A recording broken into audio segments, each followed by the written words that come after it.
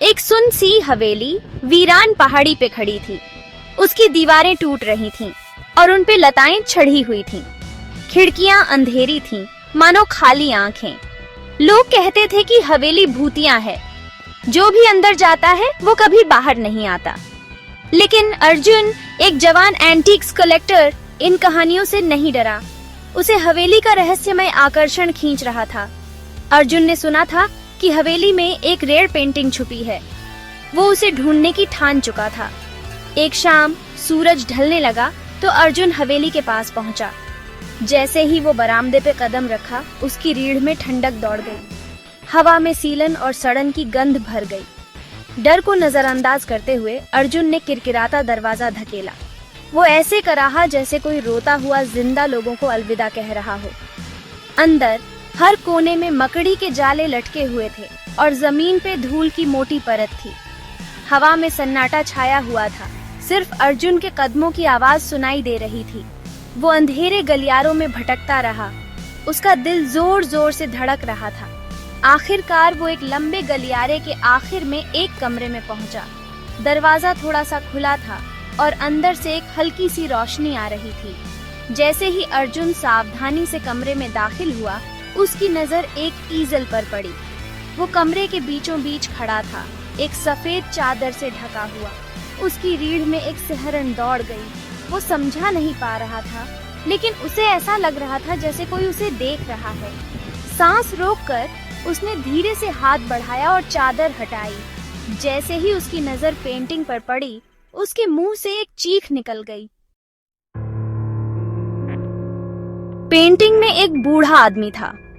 उसका चेहरा सख्त था, नीली आंखें चुभती हुई थीं और लंबी सफेद दाढ़ी उसकी छाती तक पहुंच रही थी। आदमी ने मखमली कपड़े पहने हुए थे। उसके हाथ एक बड़ी कुर्सी के हैंडल्स पे रखे थे। लेकिन जो चीज अर्जुन को सबसे ज्यादा आकर्षित कर रही थी, वो थी बूढ़े की आंखें। वो मानो उसकी हर हरकत पर नजर रख रही थी, जैसे जिंदा हो और किसी अनजानी भावना से भरी हो। अर्जुन मंत्रमुग्ध हो गया। उसने पहले कभी ऐसा कुछ नहीं देखा था। पेंटिंग खूबसूरत भी थी और डरावनी भी। वो जानता था कि उसे ये पेंटिंग चाहिए। ध्यान से उसने पेंटिंग को ईजल से उठाया और उसे करीब से देखा। कैनवास पुराना था और जगह जगह से फटा हुआ था, लेकिन रंग अभी भी चटक थे। नीचे दाहिने कोने में एक नाम लिखा था, भैरव। अर्जुन ने पेंटिंग को अपने बैग से निकाले एक कपड़े में सावधानी से लपेटा। फिर वो हवेली से बाहर निकल गया। जैसे ही वो दूर जा रहा था, उसे ऐसा लग रहा था जैसे कोई उसे देख रहा है। उसे लगा जैसे उसने हवा में एक धीमी सी फुसफुसाहट सुनी। मेरा, ऐसा लग रहा था जैसे कह रहा हो, वो मेरा है। अर्जुन ने इसे अपनी कल्पना समझकर टाल दिया। वो जल्दी घर जाकर पेंटिंग अपने दोस्त राहुल को दिखाना चाहता था। राहुल को आर्ट का बहुत शौक था। अर्जुन जानता था कि राहुल इस खोज की उतनी ही कदर करेगा जितनी वो करता है। उसे क्या पता था कि ये पेंटिंग सिर्फ एक मास्टरपीस नहीं है, ये एक बुरे सपने का दरवाजा है। राहुल पेंटिंग देखकर इम्प्रेस्ड भी हुआ और थोड़ा घबराया भी। ये बहुत खूबसूरत है, उसने माना, लेकिन ये आंखें, ये डरावनी है। अर्जुन हंस दिया। ये आर्टिस्ट का स्किल है बस, उसने कहा, पेंटिंग को दीवार से लगाते हुए। अगले कुछ दिनों में अर्जुन खुद को पेंटिंग की तरफ खींचा हुआ पाता था। वो अक्सर खुद को घंटों तक उसे घूरते हुए पाता था, बूढ़े आदमी की नजरों से मंत्रमुग्ध। हालांकि वो उस बेचैनी को दूर नहीं कर पा रहा था जो पेंटिंग मिलने के बाद से उस पर छा गई थी। एक दोपहर राहुल अर्जुन के घर भागा भागा आया। उसका चेहरा पीला पड़ गया था और उसकी आवाज कांप रही थी। अर्जुन, तुझे ये देखना होगा, वो हकलाया, पेंटिंग की तरफ इशारा करते हुए। अर्जुन ने भौहें चढ़ाईं। क्या हुआ राहुल, तू मुझे डरा रहा है? राहुल ने कांपते हुए उंगली से पेंटिंग की तरफ इशारा किया। वहां कुर्सी के पास एक नाम। अर्जुन का दिल धक से रह गया जैसे ही उसकी नजर उस जगह पर पड़ी जहां राहुल इशारा कर रहा था। कुर्सी के हैंडल पर टेढ़े मेढ़े अक्षरों में एक नाम लिखा था, राहुल। इससे पहले कि अर्जुन कुछ कर पाता, राहुल ने अपनी छाती पकड़ ली हाँफने लगा। उसकी आंखें पलट गईं और वो जमीन पर गिर पड़ा। अर्जुन डर के मारे देखता रहा जैसे उसके दोस्त का बेजान शरीर उसके पैरों तले पड़ा था। पुलिस ने राहुल की मौत को हार्ट अटैक बताया, लेकिन अर्जुन बेहतर जानता था पेंटिंग पर राहुल का नाम आना और फिर उसकी अचानक मौत कोई इत्तेफाक नहीं था। डर उसे खाए जा रहा था। वो इस एहसास से छुटकारा नहीं पा रहा था कि पेंटिंग किसी तरह राहुल की मौत के लिए जिम्मेदार थी। गुनाह और डर से परेशान अर्जुन ने कर्स्ड पेंटिंग के पीछे का सच उजागर करने का फैसला किया। उसे वो नाम याद आया जो उसने पेंटिंग पर देखा था, भैरव। अपनी रिसर्च से वो पुराने ग्रंथों और भूली हुई लाइब्रेरीज तक पहुंचा। उसने कई रातें धूल भरे स्क्रोल्स और फीके मैन्युस्क्रिप्ट्स को पढ़ते हुए बिताईं। वो किसी भी जानकारी के लिए बेताब था जो इस रहस्य पर रोशनी डाल सके। दिन हफ्तों में बदल गए और पेंटिंग के लिए अर्जुन का जुनून बढ़ता गया। वो अपने काम को नजरअंदाज करने लगा और अपने दोस्तों से कटने लगा। जवाब ढूंढने की जरूरत ने उसे घेर लिया था। एक शाम एक खास तौर पर पुराने मैन्युस्क्रिप्ट को पढ़ते हुए उसकी नजर एक खौफनाक पैसेज पर पड़ी। इसमें भैरव नाम के एक मशहूर तांत्रिक आर्टिस्ट के बारे में बताया गया था जो सदियों पहले उसी इलाके में रहता था जहां भूतिया हवेली थी। कहा जाता था कि भैरव को फॉरबिडन नॉलेज थी। वो अपनी पेंटिंग्स में जान डालने के लिए काले जादू का इस्तेमाल करता था। भाग 5।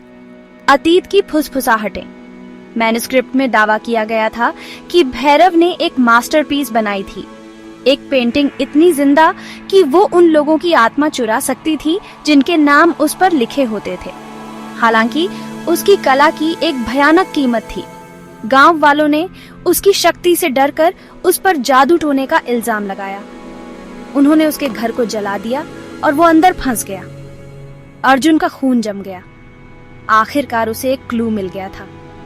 वो जानता था कि उसे इस तांत्रिक आर्टिस्ट और उसकी पेंटिंग के रहस्यों के बारे में और पता लगाना होगा। उसने उस गांव जाने का फैसला किया जहां भैरव कभी रहता था।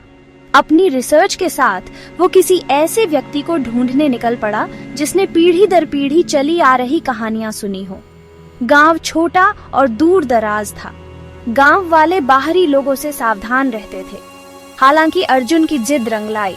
उसे एक बूढ़ी औरत, गांव की सबसे बुजुर्ग, मिली जो उससे बात करने को तैयार हो गई। उसने उसे बताया कि भैरव की कहानी सिर्फ एक कहानी नहीं थी, ये एक चेतावनी थी। भाग 6। तांत्रिक का श्राप। बूढ़ी औरत की आवाज कांप रही थी जैसे वो कहानी सुना रही थी। भैरव, उसने फुसफुसाते हुए कहा, एक गिफ्टेड आर्टिस्ट था, लेकिन उसकी महत्वाकांक्षा की कोई सीमा नहीं थी। वो अपनी आत्मा को अपनी पेंटिंग्स में कैद करके मौत को धोखा देना चाहता था। वो आगे बोली। उसकी आवाज धीमी हो गई। लेकिन ऐसा करके उसने अपनी क्रिएशंस को श्राप दिया। जिसका भी नाम उसकी पेंटिंग्स पर दिखाई देता है वो 7 दिनों के अंदर मर जाता है। उनकी लाइफ फोर्स पेंटिंग सोख लेती है, उसकी अपनी आत्मा को जिंदा रखने के लिए। अर्जुन का दिल तेजी से धड़कने लगा। उसे अचानक वो अजीब सा एहसास याद आया जो उसे पेंटिंग मिलने के बाद से हो रहा था। जैसे कोई उसे देख रहा हो। उसे बूढ़ी औरत की बातों का सच समझ आ गया। भैरव की आत्मा पेंटिंग में कैद थी। वो अपने विक्टिम्स की लाइफ फोर्स से खुद को जिंदा रख रही थी। उसने बूढ़ी औरत का शुक्रिया अदा किया और वापस अपने घर भागा। उसे पेंटिंग अपनी आंखों से देखनी थी। उसे अपने सबसे बुरे डर की पुष्टि करनी थी। जैसे ही उसने अपने घर का दरवाजा खोला, उसकी नजर सीधे पेंटिंग पर गई। उसका खून जम गया। वहां कैनवास पर बूढ़े आदमी की कुर्सी के पास उसका अपना नाम धीरे धीरे दिखाई दे रहा था। नाम राहुल के नाम की तरह ही टेढ़े मेढ़े अक्षरों में लिखा था, मानो कोई अदृश्य हाथ उसे कैनवास पर लिख रहा हो। अर्जुन डर के मारे पेंटिंग को घूरता रहा। उसका अपना नाम, उसकी अपनी मौत की सजा। उसके पास 7 दिन थे। श्राप को तोड़ने के लिए 7 दिन, खुद को राहुल के नसीब से बचाने के लिए 7 दिन। उस पर निराशा छा गई। वो इस नसीब को नहीं मान सकता था। उसे वापस लड़ना था। उसे श्राप को तोड़ने का रास्ता ढूंढना था। डर और आशा की एक किरण से प्रेरित होकर अर्जुन अपनी रिसर्च में वापस डूब गया। उसने श्राप तोड़ने, भैरव के जादू को खत्म करने के किसी भी जिक्र को ढूंढने की कोशिश की। उसने पुराने ग्रंथों को खंगाला, ऑकल्टिस्ट से सलाह ली और एक ऐसे साधु से भी सलाह मांगी जिसके बारे में कहा जाता था कि उसके पास प्राचीन ज्ञान है। समय निकलता जा रहा था। घड़ी की हर टिक टिक मानो अर्जुन के ताबूत में एक और कील ठोक रही हो। उसने सब कुछ करने की कोशिश की। उसने प्राचीन रिचुअल्स किए, काउंटर कर्सेस तैयार किए और पेंटिंग में कैद आत्मा से बात करने की भी कोशिश की, लेकिन कुछ काम नहीं आया। पेंटिंग वाला बूढ़ा आदमी उसे घूरता रहा। उसकी आंखें ठंडे शरारती मजाक से भरी हुईं। अर्जुन महसूस कर सकता था कि हर गुजरते घंटे के साथ उसकी लाइफ फोर्स खत्म होती जा रही है। वो कमजोर होता जा रहा था। उसका शरीर धीरे धीरे श्राप के आगे झुक रहा था। आखिरकार श्राप के उसे निगलने में बस कुछ ही घंटे बचे थे। तब अर्जुन को एक आखिरी उपाय मिल गया। पुराने मैन्युस्क्रिप्ट के आखिरी पैसेज में श्राप को तोड़ने के एक तरीके का जिक्र था, लेकिन इसके साथ एक चेतावनी भी थी। इसमें उस चीज को नष्ट करने की बात कही गई थी जिसमें आत्मा कैद थी। भैरव की पकड़ तोड़ने के लिए पेंटिंग को नष्ट करना होगा, लेकिन आत्मा के वेसल को नष्ट करना खतरनाक था। इसके नतीजे अनजाने थे। इससे भैरव की आत्मा मुक्त हो सकती थी, दुनिया पर उसका कहर बरपा सकती थी। अर्जुन दुविधा में था। उसके पास समय खत्म हो रहा था। उसे एक चुनाव करना था। पेंटिंग को नष्ट कर दो और एक तामसिक आत्मा को दुनिया पर छोड़ने का जोखिम उठाओ या श्राप का शिकार बन जाओ। उसने आखिरी बार पेंटिंग की तरफ देखा। पेंटिंग वाला बूढ़ा आदमी मानो उसका मजाक उड़ा रहा था। उसकी आंखें जीत की खुशी से चमक रही थीं। अर्जुन ने गहरी सांस ली और अपना फैसला कर लिया। वो डर को खुद पर हावी नहीं होने देगा। वो भैरव को एक और शिकार नहीं बनाने देगा। उसने अपनी बालकनी से मिट्टी के तेल का एक कैन उठाया और पेंटिंग पर डाल दिया। जैसे ही आग भड़की, कैनवास को अपनी लपटों में घेर लिया। हवा में एनर्जी भर गई। अर्जुन देखता रहा जैसे आग पेंटिंग को निगल रही थी। बूढ़े आदमी की आंखें एक पल के लिए तेजी से जल उठीं और फिर आग में गायब हो गई। कमरा असहनीय रूप से गर्म हो गया। अर्जुन को तेज गर्मी से अपना चेहरा ढकना पड़ा। वो कमरे में अपने साथ एक प्रेजेंस महसूस कर सकता था। वो गुस्से में थी, बदला लेने वाली। फिर जैसे ही वो आई थी, वो गायब हो गई। आग शांत हो गई। सिर्फ एक जला हुआ फ्रेम और धुएं की गंध रह गई। अर्जुन जमीन पर गिर पड़ा, थका हुआ लेकिन जिंदा। उसने श्राप तोड़ दिया था। वो बच गया था, लेकिन किस कीमत पर? जवाब वो जानता था, उसे जिंदगी भर सताएगा।